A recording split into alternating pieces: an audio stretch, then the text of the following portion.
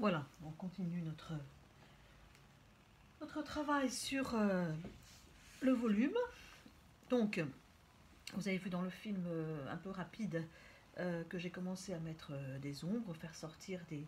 Et à chaque fois, revoir chaque élément, de reprendre chaque élément pour les comparer les uns avec les autres.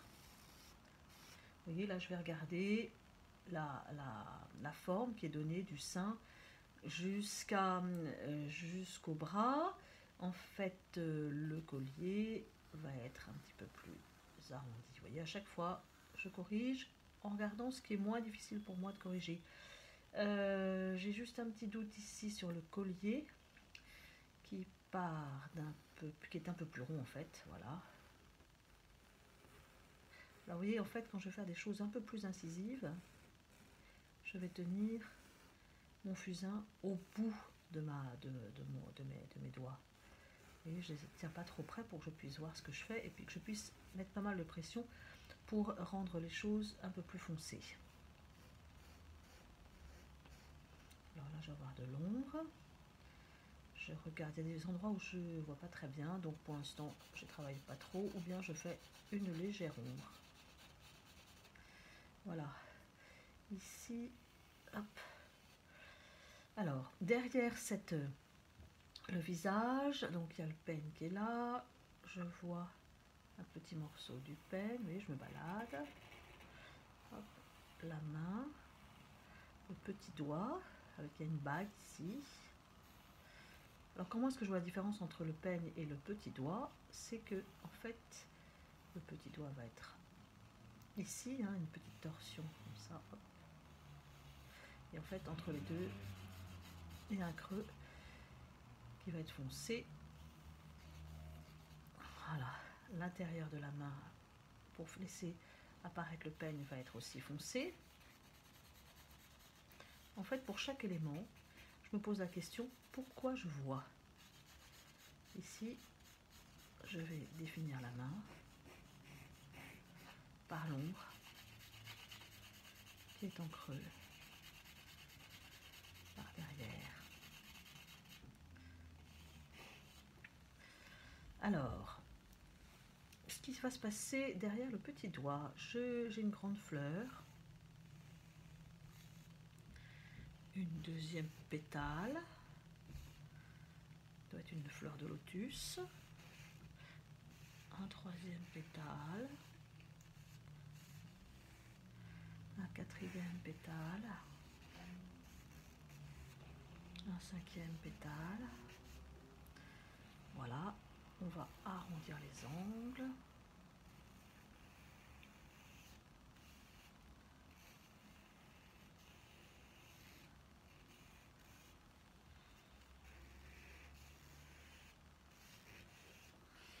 Voilà.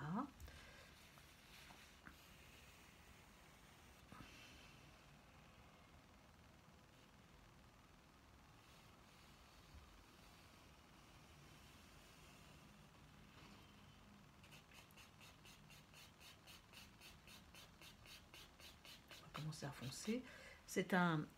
On a un grand palmier qui passe par derrière, vous voyez, qui fait cette forme, cette grande forme là. Hop, ici on a une épaisseur. En fait, c'est un espèce de palmier qui suit les formes. Hop, mais il revient par là, derrière la fleur. Vous voyez, c'est beaucoup de courbes et de contre... Alors, en fait, il faut que mon personnage vienne en avant. Donc, en fait, je vais enfoncer ce qu'il y a derrière, tout simplement en fonçant, en mettant de l'ombre. Petit à petit, la ligne va disparaître au profit de la masse. Vous voyez ici. Alors, là-dedans, il y a une sorte de quadrillage. Je vais essayer d'en attraper un et puis voir si les autres suivent. Voilà, un. Une fois que j'en ai fait un, il y a une logique.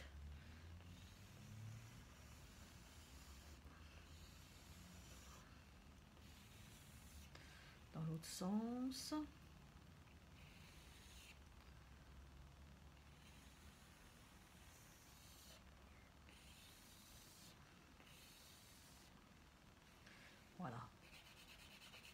je peux appuyer un petit peu plus sur un côté. Plutôt que de tout faire ça de manière uniforme, je vais juste appuyer sur les angles, un peu comme j'avais fait pour les fenêtres précédemment.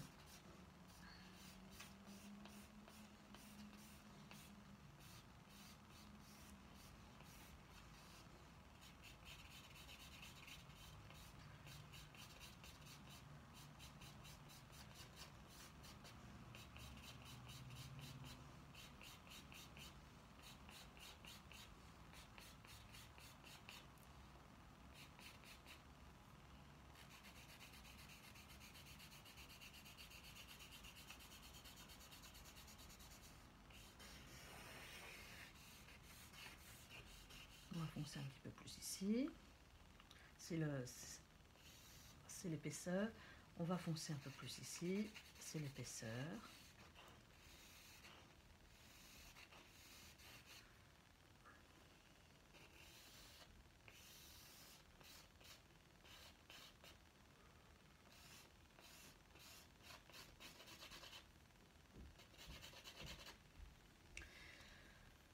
Alors, ici, même chose.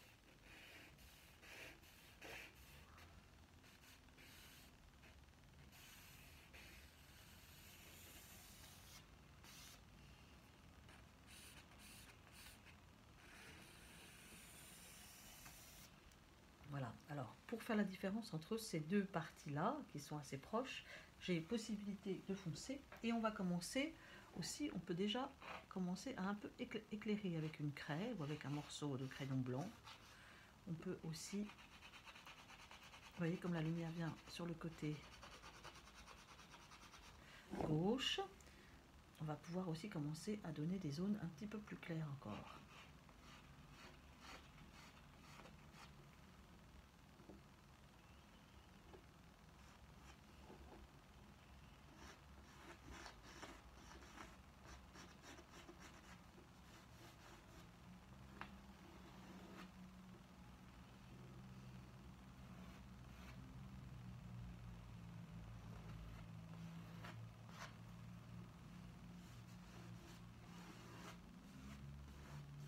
Pour faire ressortir par rapport à ce qu'il y a derrière. Je suis sur un fond clair, donc en fait on peut aussi éclairer le mur clair qui est derrière, qui est plus clair que la statue elle-même. J'ai un mur blanc. Donc travailler les creux.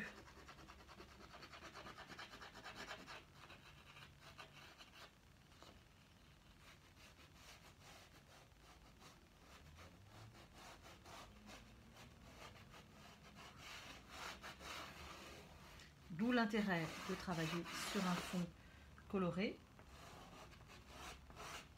où je peux travailler et l'ombre et la lumière. Alors, à l'intérieur, ici, hop, j'ai un fond aussi un peu clair, qui est le mur, un trou.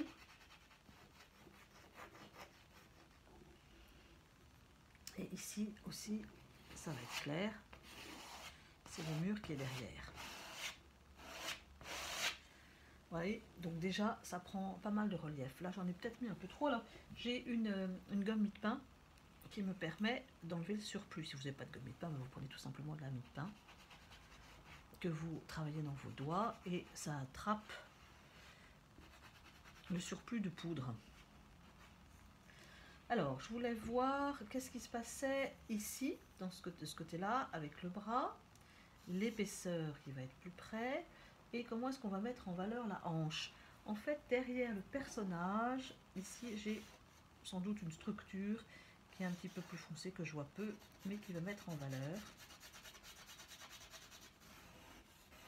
le flanc.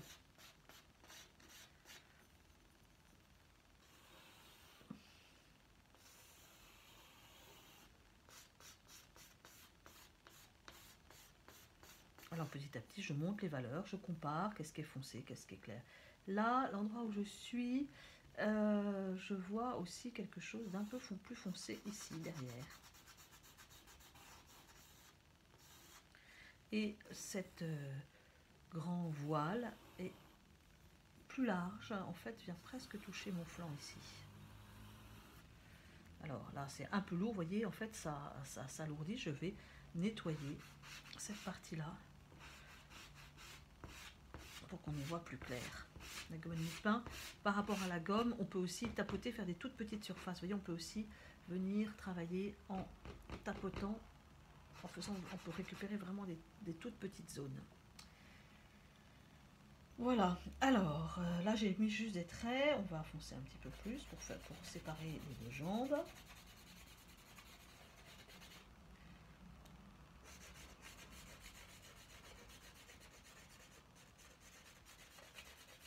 Le trait disparaît au profit de la masse. Ici, j'ai quelque chose d'assez foncé. On monte les valeurs.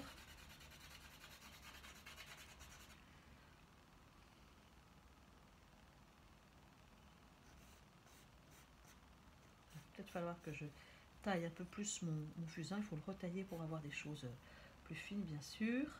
Alors, qu'est-ce que je vois? Ici, c'est assez foncé. Alors, c'est pas mal de s'arrêter, faire une petite pause, parce que quand on reprend, on s'aperçoit, on voit mieux. Ici, oui, j'ai un petit truc clair, mais on va quand même reprendre cette ligne-là, parce qu'on les confond. Tout simplement en fonçant un peu plus ici pour mettre en valeur aussi ma hanche de ce côté-là. Comme j'ai mis en valeur ma hanche de ce côté-là, on va mettre en valeur la hanche de l'autre côté, vous voyez, pour faire cet arrondi.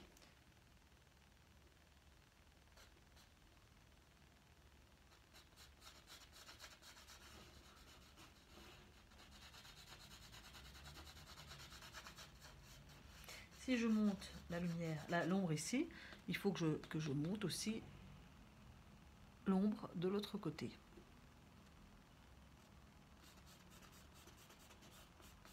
Ce qu'on appelle une échelle de valeur.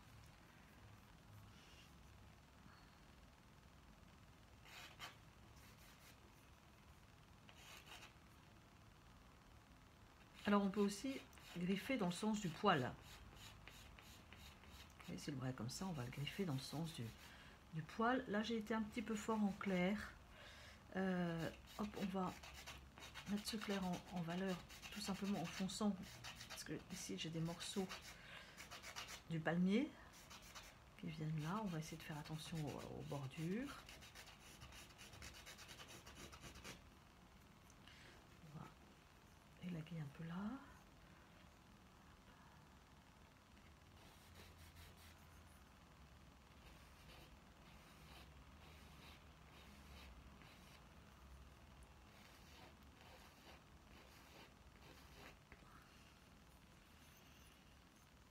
Là, il y a un truc important qui prend pas mal la lumière, c'est l'arrondi des doigts.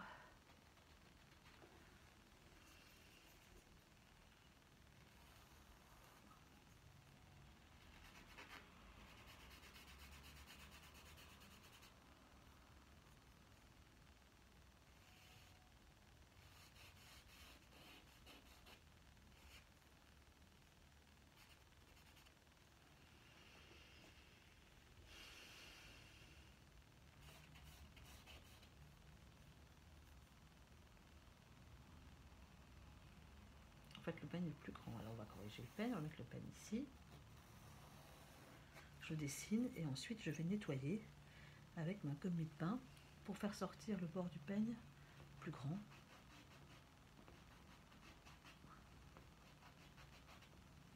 Vous voyez, petit à petit, on améliore.